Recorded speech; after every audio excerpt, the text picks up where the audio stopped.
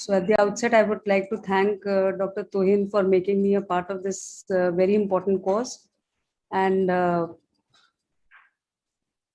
would be talking to you about the late visual rehabilitation in unilateral ocular burns. I'm sure bilateral burns would be covered by Dr. Bhaskar.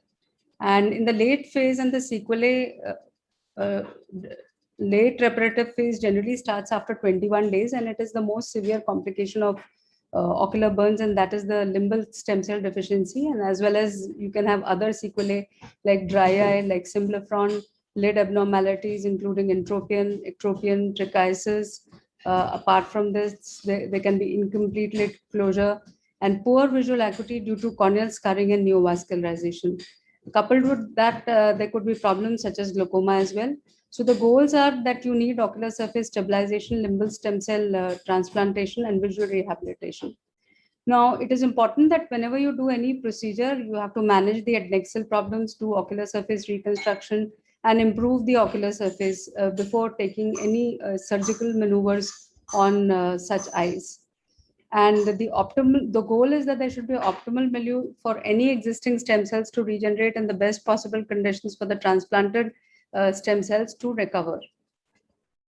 So these are the methods by which these patients can be visually rehabilitated. So if there is a limbal stem cell deficiency which is present and limbal stem cell transplantation has been done, then one has to see whether the ocular surface improves or not. And if there's optimum clarity, then one can go ahead with refraction glasses, contact lens, or just observation, depending on what modalities allowed by the ocular surface.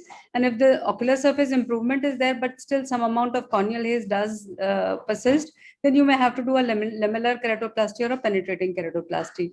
But if there's failure of limbal stem cell transplantation or poor ocular surface and the corneal opacity is still present, then in those cases we do keratoprosthesis. But keratoprosthesis is generally not done in cases they're only done in cases which are bilaterally blind and not in unilateral cases.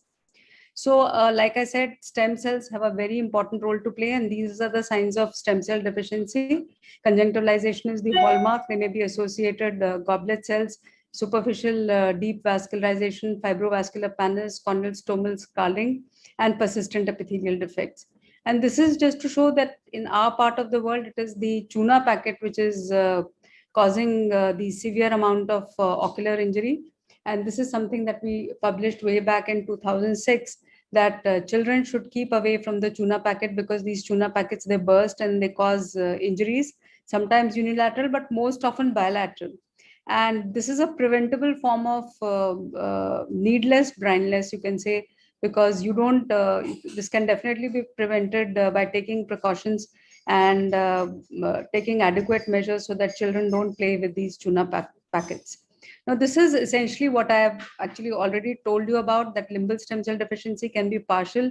If the visual axis is not involved, you can just give lubricants. But if the visual axis is involved, you have to look at the lids and the conjunctival abnormality. And if it is there, then you have to correct it. If there's no fibrovascular pannus, then you can do sequential conjunctival epitheliectomy as described by Dr. Harminder Dua. But if there is a fibrovascular pannus, then one has to do a slit procedure. If the SSCE alone cannot take care of the visual outcomes. Now, again, when the limbal stem cell deficiency is total and the visual axis is involved, then the correction of the lid and the conjunctival abnormality has to be done. And if it is unilateral, then one can either do a slit or can do a cleft or even can do a clow. And of course, if the visual axis is not involved, then one just gives the topical lubricants. Now, this is just to show the various modalities. Way back in 2003, we worked on a large diameter lamellar keratoplasty, and the idea was that first you do peritomy, followed by a partial thickness trepanation, and then the fibrovascular pannus is removed or dissected, and part of the cornea was also dissected if there was some amount of haze. If the haze was not there, then like in this case, the haze was there. So the pannus is being dissected with the stromal layers which are hazy. And after doing that, a large graft is taken, and it is taken in such a manner that there are limbal stem cells also present, and this we called as tuck-in large lamellar keratoplasty, and sutures are then applied with 10-0 monofilament sutures. The idea was that this peripheral rim is going to give this limbal stem cells, and simultaneously we will achieve both the goals, that is visual rehabilitation as well as the stem cell transplantation. Of course, the flip side of this was that you needed systemic immunosuppression because you're taking the limbal stem cells from the cadaver. So that was the flip side. And it is always important that whenever you have a case of chemical injury, always do an anterior segment OCT, because to know what is the corneal involvement and what is the pannus involvement. So once you remove the pannus, it's always possible that, for instance, like in this case, it's 520 microns corneal thickness is there. But notice that if you remove the pannus, there's only three. It's about, the underlying cornea is quite thin. It is only about 300 microns. So in these cases, large diameter lamellar keratoplasty has to be done, or keratoplasty has to be done. But in a case like this, where if you remove the pannus, the fellow eye is normal, you can get away only by doing a CLET procedure, that is cultivated limbal epithelial transplantation, or a SLET procedure, that is simple limbal epithelial transplantation. The advantage of this procedure is that it is a single stage procedure of an in vivo expansion of the limbal stem cells. The pannus is removed from the affected eye, and the limbal tissue 2 by 2 millimeter is taken from the healthy fellow eye and transplanted onto the amniotic membrane, which is then glued. It does not require sophisticated laboratory support, and it is easily affordable, and there is no immunosuppression at all.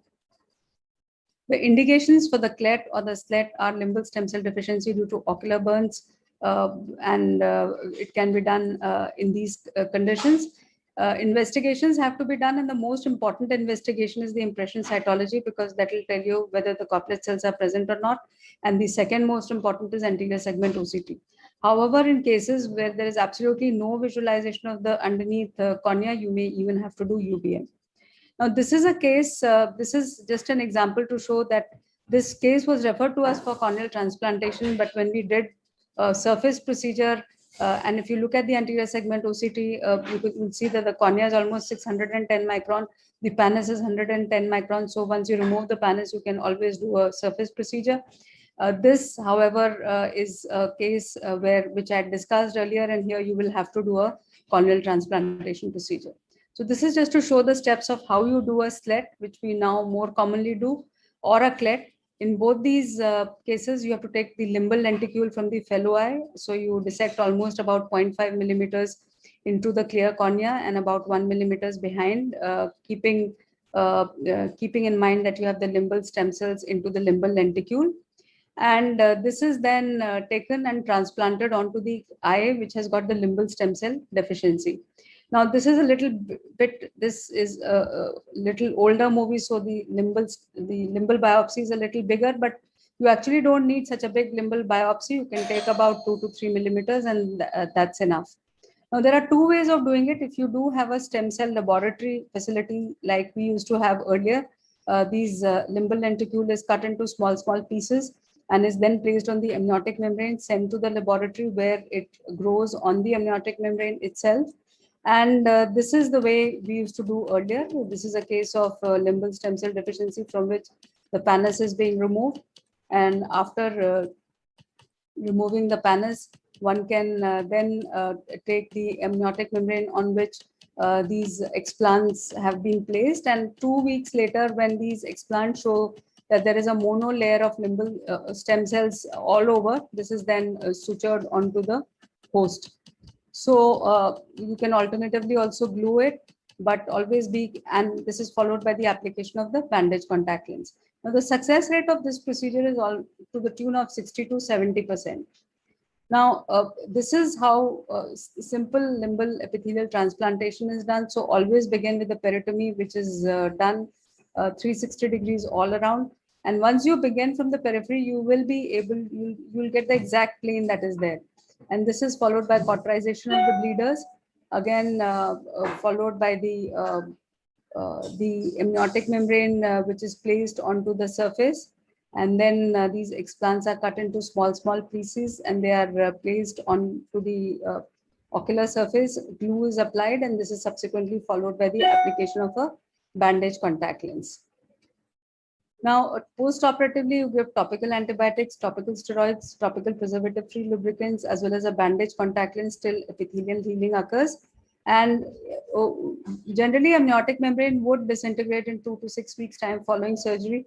The donor epithelialization would be complete by 2 weeks, and the transplant will disappear between 1 to 6 months. So it begins to clear up as is seen here. And this is a slide from Dr. Vikas Mittal just to show how epithelialization is occurring just at the area of the explants over a period of 5 days. Now, this is just to show that this case, which was referred to us for corneal transplantation, actually did well after doing a surface procedure, and we didn't have to do any corneal transplantation over there, and the patient still enjoys a vision of 6 by 6, almost 8 years now after doing a surface procedure. So this is just to show the pre and the post-op picture of the same. And so by a single procedure, that is SLET, we were able to not only give a clear cornea, but also visually rehabilitate the patient. Of course, the stem cells from the fellow eye were taken, so no systemic immunosuppression was required. Now, this is another case where Simplifron was also present, and you notice how the clearing is occurring at 6 months. Another case with Panis, where the clearing has occurred in 1 year. And this is post-SLET at 3 years, so much of vascularization, but it tends to clear up. And then there may be some cases where actually you can't, even after you've done a SLET, like in this case, still some amount of haze is there because of the pathology itself, which has caused stromal scarring. So in those cases, you can do a layer by layer dissection of the cornea so that you arrive at a plane where it is completely clear, and the penultimate layer is removed from the surface of the recipient till it becomes clear. And you know at what level you are if you have an intraop OCT microscope, and you can see by comparing it from the tissue which is adjacent to it as to what depth you've reached. This is followed by the now you have a completely clear cornea on which donor cornea can be taken and can be sutured with 10-0 monofilament nylon sutures. So these are again some of the cases post-DALC after SLET which had to be done. And this is yet another case because the haze was still present.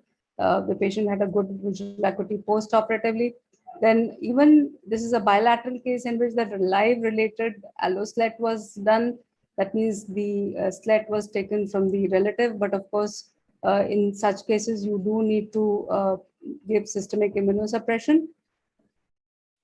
And this is a case to show that in some of the cases, the Lyme may be there inside the anterior chamber itself, like here. So you have to remove it, do a keratoplasty. It doesn't allow you to do a surface procedure because this has to be addressed. Otherwise, this will act like a depot, and the chemical will keep, chemical will keep leaching into the ocular surface and into the cornea. So this has to be addressed. Suffice it to say that don't leave even a speck of lime there or any chemical there, and every single bit should be removed. Now, another thing which has been described is a keratolimbal graft, because you can take it from the donor cornea and use some amount of limbus there so that you have some limbal stem cells as well. The success rate is from 44 to 80%. And again, the flip side of this is that you still would have to give systemic immunosuppression because of the fact that you're taking stem cells from the cadaver. Now, these are some of the outcomes of SLET, and this is the outcome in a multicentric trial. The outcomes are good. The success rate of SLET in multicentric study was 70 to 83%. And there are some complications which are actually there, but which are easy to handle. So there could be hemorrhage, which generally disappears over a period of time. Then non-progressive focal recurrences of Panis could be there in 5% cases, focal Simplifron in 10%, loss of transplants in 2%, pyogenic granuloma in 0 to 2%, and infections can also occur. But suffice it to say that if the Simplifron is affecting the visual axis, one can do a surgical procedure. But if it is not, and if it is peripheral, then one can just leave it ahead like that. Then apart from this, you can also do COMET, or cultivated oral mucosal epithelial transplantation, MMG and OOKP, and keratoprosthesis. And I'm sure Dr. Bhaskar would be talking about it. Just a word about COMET. Although COMET, it can be done in cases where you have asymmetrical kind of picture. So you have an eye which has got total limbal stem cell deficiency on one side, and the eye which has got partial limbal stem cell deficiency on the other side. So you can take this mucous membrane graft from the buccal mucosa here, and this is the pannus which is being dissected, just like you do for SLET. And then subsequently, one can take the amniotic membrane over which these mucosal explants are there, which have been cut into small pieces, grown onto the amniotic membrane, and sutured onto the host. So the results of COMET are not as great as SLET, but the success rate is 30 to 55%. It does decrease the inflammation, promote reepithelialization, and does give you some useful ambulatory vision. Now, I just want to show you this case which did improve from hand movements close to face to 6/24. So it's not a great vision, but from the preoperative level, it's a good outcome for the patient who now becomes ambulatory. And there are results with success rate, like I said, varying from 30 to 53%. Of course, I will not be dealing with keratoprosthesis because these are not done in cases which are unilaterally blind. I would just like to draw your attention to this series of our patients. 31 eyes had accidental sodium hydroxide ocular injury. A very important cohort because all of them had it on the same day. All of them presented at 1.5 days. I don't think you can get such a big cohort with so much of homogeneity, because otherwise you have very variable data. So in all these cases, most of the grades of the injury were either grade 4 or 5 or 6, and these are the pictures. So you may have to resort to all sorts of procedures, amniotic membrane transplantation.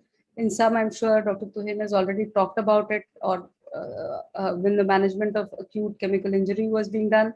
Sometimes they have infections, sometimes they have perforations, sometimes they get away with just doing a keratolimbal graft, and sometimes you have to do SLET and CLET procedure.